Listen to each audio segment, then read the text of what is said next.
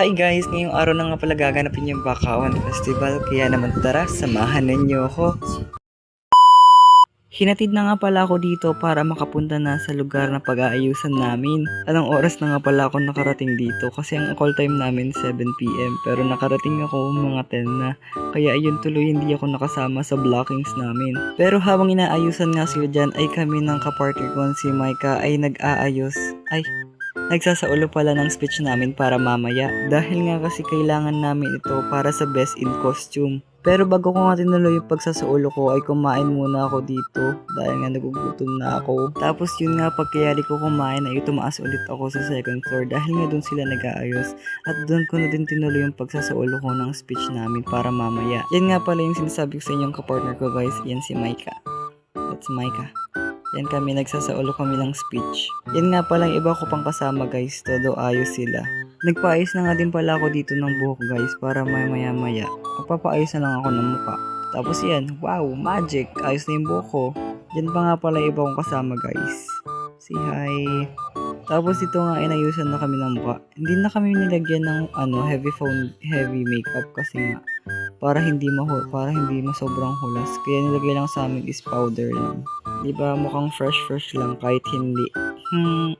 Tapos dito nagpalit na ako ng hindi ako nagpalit kasi naglagay lang ako ng pants. Nagpatong lang ako ng pants para aalis na lang kami mamaya. Tapos yun nga, nilagay ko na yung pants ko. May nilagay nga pala ako dito na something sa ngipin para para pumuti. Tinry ko lang, malay mo nyo naman.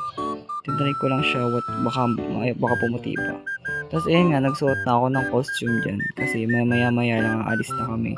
Tapos tatanggalin ko din yung maya yung yung nasa ngipin na nakalagay. Todo flex nga talaga siya sa ngipin niya na purple. Grabe. Tapos ito nga pala, tinanggal ko na yung purple na nasa ngipin ko. Effective ba siya? Nagsasaulo pala kami dyan ng speech guys.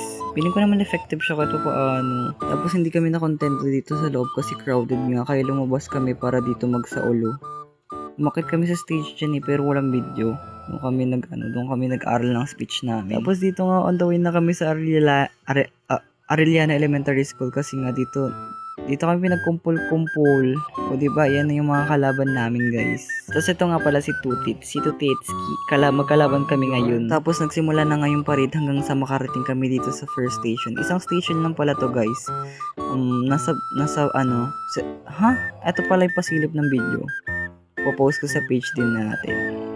Ayan yung pasilip guys. Panoorin nyo yung full video, popost ko. Tapos nakarating na nga kami dito sa may plaza.